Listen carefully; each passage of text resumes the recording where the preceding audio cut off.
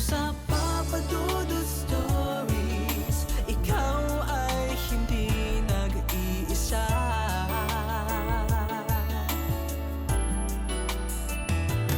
Dito sa Papa Dudut Stories, may nagmamahal sa'yo. Isang magandang gabi po sa inyong lahat na nakatutok ngayon sa Papa Dudut Stories. Gayon din sa lahat ng mga subscribers ng isa pang channel ni Papa Dudut, ang Kaistorya. Ako po si Sheldon. Actually, isa ako sa mga regular commentators mo sa Facebook at sa YouTube. Matagal na rin ako nakikinig sa inyong mga channels at ang paborito kong pakinggan ay ang mga horror stories mo. Papa Dudut, ang lahat sa atin ay may mga kwentong hindi malilimutan. Maring ito ay dahil sa sobrang saya ng mga ala-alang nakakabit dito. O di naman kaya ay sobrang lungkot, nakakatakot o nakakahiya. Ako rin ay may sariling hindi malilimutang kwento. Isang kwentong gustong gusto ko na sanang ibaon sa nakaraan. Ngunit tulad ng isang bangungot ay lagi ako nitong sinusundan. Ayaw akong patahimikin. Nagsimula ang kwento ko nang dalhin ako ng aking mga magulang sa aking lolong si Edel sa Cebu. Dahil mangingibang bansa na sila para magtrabaho. Agad namang pumayag si Lolo Edel at simula noon ay siya na ang nag-alaga at tumayong magulang sa akin. Pero hindi nagtagal nang makapagtapos ako ng high school noong 2012 ay nagpasya si Lolo na bumalik sa probinsya dahil na rin sa nangihina niyang katawan. At ang buhay sa syudad ay lalong nagpapahina sa kanya. May mga 10 taon na rin buhat ng una kong makadalaw sa probinsya ng aking lolo sa Visayas. Tandang-tanda ko pa, Papa Dudut. Kinailangan pa naming sumakay ng bapor para makarating doon. Maaari rin namang mag-eroplano ngunit malaki ang magiging kamahalan sa pamasahe. Pagkarating sa daungan ay sumakay naman kami ng bus tapos ay 2 oras na naman ka upang marating ang liblib na nayon na kung tawagin ay Sitio Matakla. Ibang-ibang lugar kumpara sa Maynila. May mga bahay pa rin na walang kuryente. Maagang oras ng pagtulog kaya naman maaga rin kung magising ang mga tao. Madalang ang mga nagbabiyaheng sasakyan. Karaniwan ay mga kalabaw lamang na may hila-hilang kariton. Kakaunti lamang ang mga lokal. Kaya naman halos magkakakilala ang lahat at paniguradong mapupunan kaagad ang mga dayo gaya ko. Edel, apo mo ba ang batang yan? Tanong ng isang may edad na babae sa aking lolo. Tumango naman si Lolo bilang sagot. Ingatan mo kasi ay takaw pansin, halatang dayo, sabi pa ng babae. Hindi ko maunawaan ang ibig niyang ipahiwatig sa babala niyang yon. Palipat-lipat ang tingin ko sa kanilang dalawa ng aking lolo. Lumipas nga mga unang araw ng aking bakasyon sa probinsya. Masaya naman, sariwang hangin at lahat ng pagkain. Kinakitaan nga ako ng bahagyang pagtambok ng pisngi. Tanda ng hiyang ako sa lugar. May mga nakilala rin ako mga batang kasing edad ko. Madalas nila akong yayaing manghuli ng bulig sa ilog o di kaya naman ay mamitas ng sampalok sa bukid. Lalo tuloy akong nalilibang. Ang sabi ng lolo ko ay maaari kaming mamasyal ng aking mga kalaro sa kahit saan sa Sitio Matakla sapagkat ligtas naman ang lugar. Maliban lamang sa isang bahay. Huwag na huwag daw kaming gagawi doon.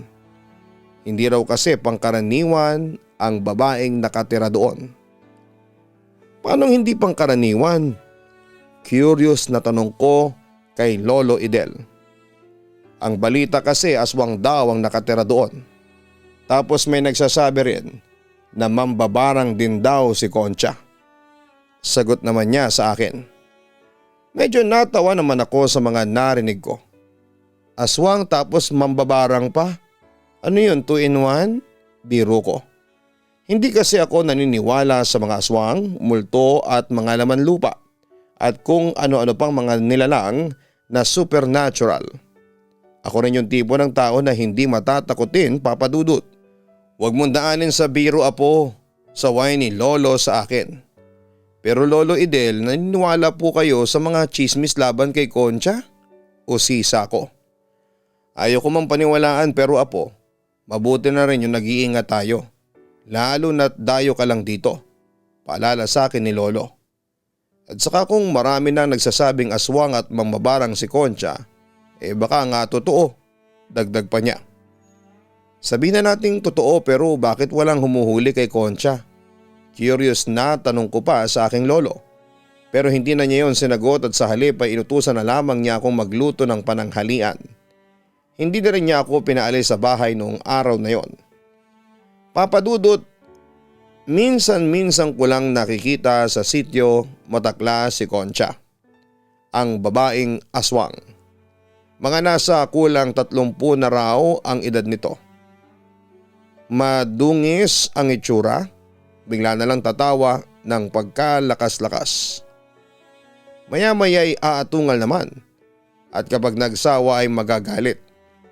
Babatuhin ang sinumang lumapit.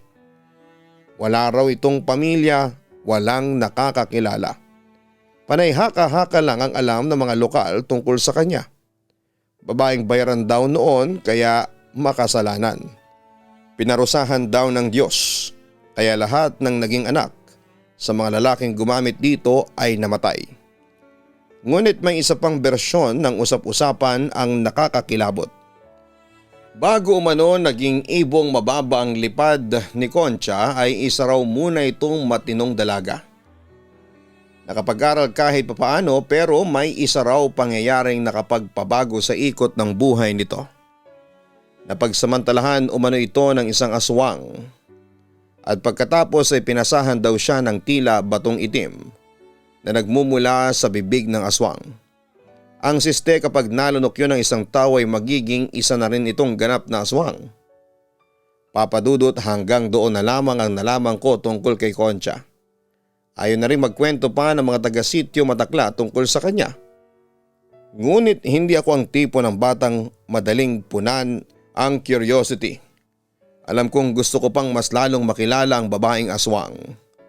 Kaya naman ang sumunod na araw ay inaya ko ang aking bagong kaibigan na si Jerome na pumuslit sa iniilagang bahay na yon ni Concha. Ayoko nga. Paano kung kainin tayo ng aswang? Tanggi pa ni Jerome. Tuloy na tayo at lahat. Naniniwala ka pa rin sa aswang? Buska ko rito. Ang biling kasi sa akin ng nanay ko ay huwag daw pupunta doon. Muling sagot niya sa akin. Na-curious ulit ako kaya nagtanong ulit. Baka kasi may malaman pa akong bagong impormasyon tungkol kay Concha. Bakit daw? Nangangain daw ng mga bata yung babaeng nakatira doon. Binibiyak ang sikmura at saka kinakain ng mga lamang loob. Takot na sabi pa ni Jerome sa akin. Natawa naman ako. Sa edad naming 13 ay hindi na dapat kami ituring na batang paslit. Siya, kung ayaw mo ako na lang. Patutunayan ko sa iyo na walang aswang. Ang wika ko kay Jerome. Nung hapong ding yon ay palihim kong tinungo ang sinasabing bahay ng aswang. Habang naglalakad ay kinapako sa aking bulsa ang isang puso ng bawang na kinuha ko sa aming kusina. Bagaman at hindi ako naniniwala sa aswang o kung anumang malino ay iba pa rin syempre ang ako ay sigurado.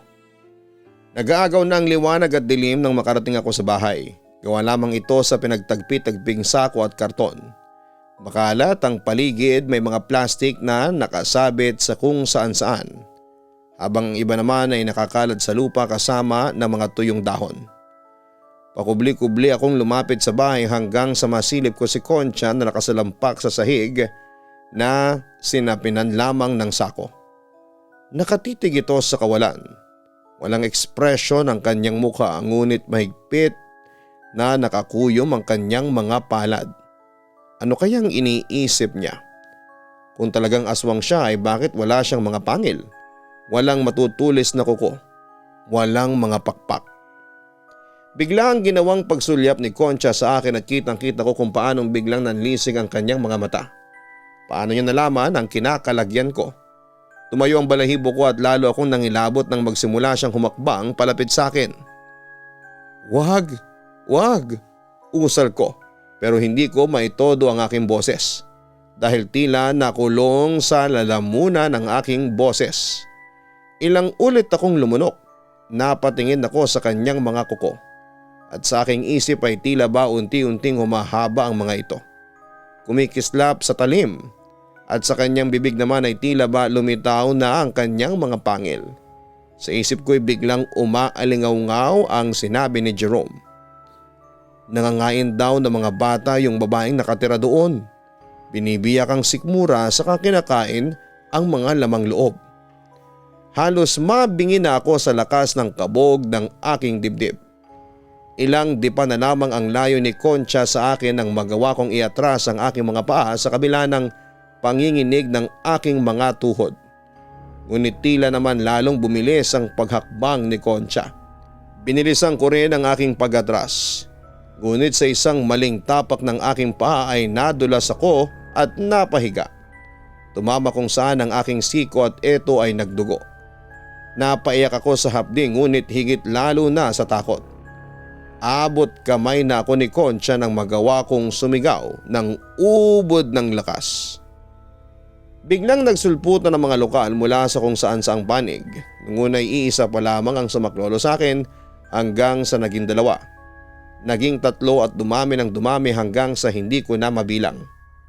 Nagpaulan sila ng mga bato kay Concha at ang babaeng aswang ay walang nagawa kundi ang proteksyonan ng kanyang sarili gamit ang kanyang mga bisig. Humihiyaw siya sa sakit sa tuwing tatamaan siya ng malalaking bato.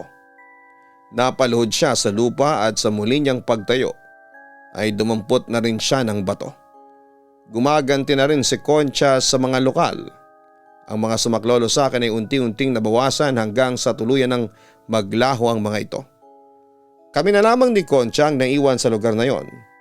Nakatingin kaming pareho sa mukha ng isa't isa. Larawan ako ng matinding takot. Ang sa babaeng aswang naman ay ang matinding lungkot. Hindi na nanlilisik ang kanyang mata.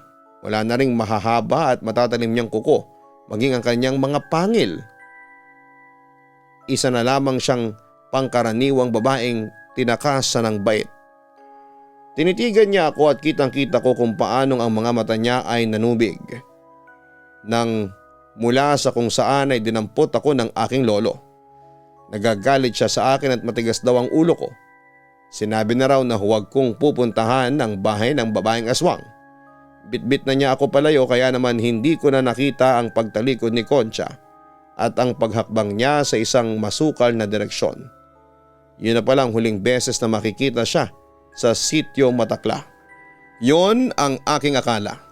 Dahil nawala man noon si Concha ay nagkaroon na ng kababalaghan sa buong sityong Matakla. Ilang araw pagkatapos umalis ng pinapaniwalaang aswang ay may narinig kaming palipad-lipad sa paligid tuwing 3:00 ng madaling araw. Oo, maraming paniki sa sityong Matakla dahil may malapit na kuweba dito. Pero ang lumilipad tuwing madaling araw, yung pagaspas ng mga pakpak ay alam mong malaking nilalang ang lumilipad. Tapos pagsapit ng umaga ay may mga natatagpuan kaming mga patay na pusa, manok at aso sa paligid. Siyempre agad na nagpanik ang mga tao at sinisisi nilang lahat si Concha. Ayon sa kanila baka raw gumaganti ito dahil sa ginawang pananakit ng taumbayan sa kanya bago siya naglaho sa buong sityong Matakla. Kaya simula noon papadudot ay may mga rumuronda ng mga taga-barangay sa sityong Matakla pagsapit ng dilim. Pero isang gabi naalimpungatan ako sa ingay ng mga aso na nagmumula sa labas ng aming bahay. Nakakakilabot ang mga tahol na para bang umiiyak o namatayan. Maya-maya'y narinig ko na ang malalakas na pagaspas ng tila ibon o paniki sa labas. Nakaramdam ako ng takot kaya sinubukan kong gisingin si Lolo Idel. Kaso'y tulog mantika ang aking lolo at kahit na anong gising ko ay hindi niya idinidilat ang kanyang mga mata. Patuloy lamang siya sa paghilik.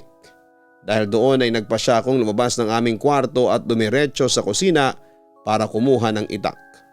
Narinig ko pa rin ang pagaspas ng pakpak na tingin ko ay nasa itaas lamang ng bubong ng bahay namin. At dahil naman sa matapang ako at curious dala ng aking pagiging teenager, ay nagpa siya akong labasin at harapin kung ano man ang nasa labas. Pero pagbukas ko pa lamang ng pinto ay nawala ng pagaspas at biglang nanahimik ang mga aso sa labas. Dahan-dahan akong lumabas ng bahay habang alertong nakahawak sa itak. Maya-mayang kaunti ay isang kaluskos ang aking narinig mula sa bubong ng bahay namin. Agad kong tinignan kung ano yon at laking gulat ko nang makita ko na may nakatayo nga sa bubong. Parang tao. Katunayan ay para siyang babaeng nakahubad pero nangingitim ang balat at malalaki ang kanyang mga pakpak na parang paniki. Nakakatakot din ang kanyang mga daing na parang handa niya akong atakihin anumang oras. Pero mas natakot ako nang magkatitigan kami. Namumula ang kanyang mga mata na parang mata ng isang demonyo. Napaatras ako noon papadudod sa aking kinakatayuan habang lalong humigpit ang pagkakahawa ko sa itak. Mamayang kaunti ay may tumahol na asong gala at tila palapit sa bakuran namin. Pero pumapagaspas ang pakpak ng aswang para lumipad patungo sa asong tumatahol. Pagkatapos ay parang agila niyang dinagit ang kawawang aso. Nagimbal ako nang masaksihang nilapan niya ang aso habang lumilipad palayo sa aming bahay. Papadudot agad akong pumasok sa loob ng bahay at mabilis na kinandado ang pinto. Tiyempo namang nagising at bumangon si Lolo Idel at tinanong kung bakit gising pa ako. Lolo, totoo ang aswang. Nakita ko po siya ngayon. Natatarantang wika ko. Nagising ako sa mga tahol ng aso at sa malakas na pagaspas ng pakpak. Sabi ko na nga ba't aswang yun eh. Pero bakit may hawak ang itak? Lumabas ka ng bahay? Sunod-sunod na tanong sa akin ni Lolo Idel. Tumango naman ako bilang sagot at ikinuwento sa kanya ang kabuuan ng aking naranasan. Mukhang bumalik si Concha para paghigantihan ng sityo Matakla. Maya-maya ay sabi pa ni Lolo sa akin. Muli ko namang naalala ang itsura ng aswang at dahil sa nagkatitigan kami ay napagtanto ko ang itsura ng kanyang muka. Lolo, mukhang hindi po si Concha yung nakita ko kanina.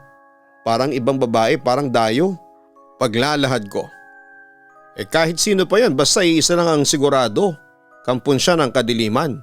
Naibulalas ni Lolo Idel.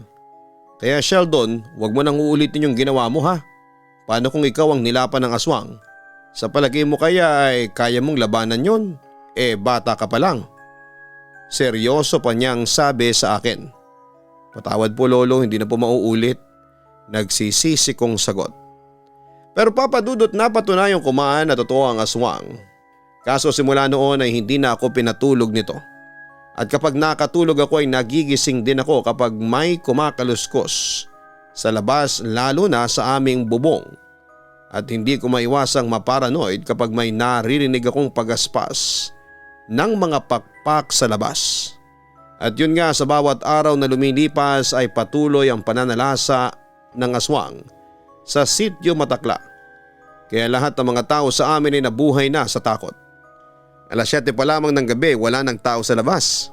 Lahat ay nagkukubli na sa kanilang mga kubo at barong-barong. Lahat ay may katabing armas sa kanilang pagtulog. At yung mga lalaking malalakas ang loob ay rumoronda sa mga kalye tuwing gabi para magbantay. Pero hindi nagpapaabot ng madaling araw dahil umuuwi din sila para magpahinga. Pero isang araw ay nagulat na lamang kami sa balita na nahuli daw ang aswang na mga rumorondang mga tanod. Kaso'y nakatakas din daw ito. Sinunda ng mga tanod ang lumilipad na aswang at nagulat sila nang pumasok ito sa bahay ng kaibigan kong si Jerome. At nang persahang pinasok ng mga tanod ang bahay nito, wala silang naabutang aswang pero naabutan nila ang hubot-hubad na katawan ng ina ni Jerome na si Aling Suling. Kinumpronta raw ito ng mga tanod at walang awang pinagbubugbog hanggang sa mapatay nila ito. Ganon din ang ginawa ng mga tanod kina Jerome at sa mga kapatid nito. Naging masaker ang nangyari sa pamilya ng kaibigan ko at para masiguradong hindi na mabubuhay ulit ang aswang ay sinunog ng mga tanod ang buong bahay kung saan ay natupok sina Aling Suling, Jerome at iba pang mga kapatid nito. Kinabukasan ay nagimbal kami sa balita pero nagpasya na lamang kaming manahimik at kalimutan na lamang ang mga nangyari. Hindi nakarating sa bayan na may pamilya ng aswang na minasaker sa sitio Matakla. At simula noon, Papa Dudut, ay muling natahimik ang buong pamayanan namin at wala na kaming nabalitaang mga gumagalang aswang tuwing pagsapit ng dilim. Samantala taong 2017 ay nagpasya na kami ni Lolo Idel na bumalik na lamang ng Maynila sa pakiusap na rin ng aking mga magulang. Sa Quezon City kami ulit na nirahan sa Sangangdaan. Doon ay hindi ko inaasahan na isang araw ay pagtatagpuin kami ng landas ng isang taong hindi ko akalain na makikita ko pa. Si Concha. Nagulat ako dahil agad ko siyang namukaan pero ibang-iba na ang kanyang itsura. Desente na siya at tila maayos na ang buhay at mukhang matino na rin ang kanyang pag-iisip. Nagkwentuhan kami matapos niya akong matandaan na taga-sitio Matakla at sa paglalahad niya ng kanyang kwento ay naantig ang aking puso. Nung araw na nawala siya sa sitio Matakla ay napadpad pala siya sa katabing bayan at doon ay may mga taong tumulong sa kanya na maidala sa isang provincial mental institution. 2 years siyang nagpagaling. At nang gumaling na siya ay nagpasa siyang mamasukan bilang kasambahay sa isang mayamang pamilya. At nang lumipat ito sa Quezon City ay sinama rin siya ng pamilyang yon. Papadudot, sobra akong natuwa nang makitang maayos na ang kanyang buhay at hindi rin siya aswang. Misunderstood lamang siya dahil nga sa may sakit siya sa pag-iisip. Sa kabilang banda ay naikwento ko rin kay Concha ang tungkol sa aswang sa sitio Matakla na si Aling Suling ang aswang at napatay ito ng mga taong bayan. Nagulat ako nang sabihin sa akin ni Concha na alam niyang aswang si Aling Suling pero nagpasya siyang manahimik dahil wala rin naman daw maniniwala sa kanya kapag nagsumbong siya. Yun nga lang ay naging masama ang epekto ng kanyang pananahimik dahil siya ang napagbintangang aswang. Samantala ay humingi naman ako ng tawad kay Concha sa mapanghusga ko noon na ugali sa kanya. Ngumiti lamang siya sa akin at nagsabing matagal na raw na pinatawad niya ang mga taong taga-sitio Matakla na nanghusga sa kanya, kasama na ako. At yun nga, Papa Dudut, pagkatapos noon ay naging magkaibigan na kami ni Concha. Para siyang naging nakatatanda kong kapatid at naging magkaibigan din sila ni Lolo Idel. At paminsan-minsan ay dumadalaw sa amin si Concha para mangumusta. Papa Dudut, dito na po nagtatapos ang aking kwento. Marami akong natutunan sa naging karanasan ko. Unay, huwag manghusga agad ng mga tao. Pangalawa, may mga bagay talaga sa mundo ang mahirap ipaliwanag pero totoo pala. Tulad ng existence ng mga aswang. Oo, totoo ang mga nilalang na yon dahil isa ako sa mga nakasaksi. Yun lang, hanggang sa muli. Maraming salamat at sana'y mapakinggan ko ang aking kwentong ibinahagi sa inyong programa sa YouTube. Lubos na nagpapasalamat, Sheldon. Ang buhay ay mahiwaga, laging may lungkot at saya. Sa Papa Dudut Stories, laging may karamay ka.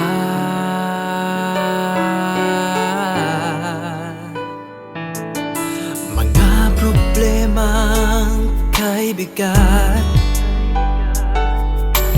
dito ay pakikinggan ka.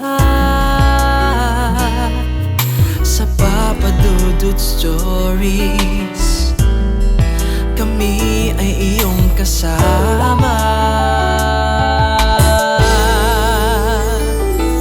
Dito sa Papa Dudut Stories, ikaw ay hindi nag-iisa.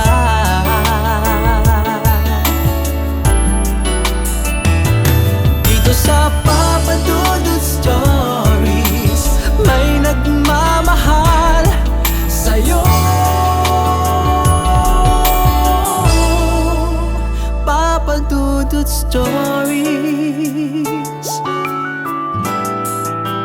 Papa Dudut Stories.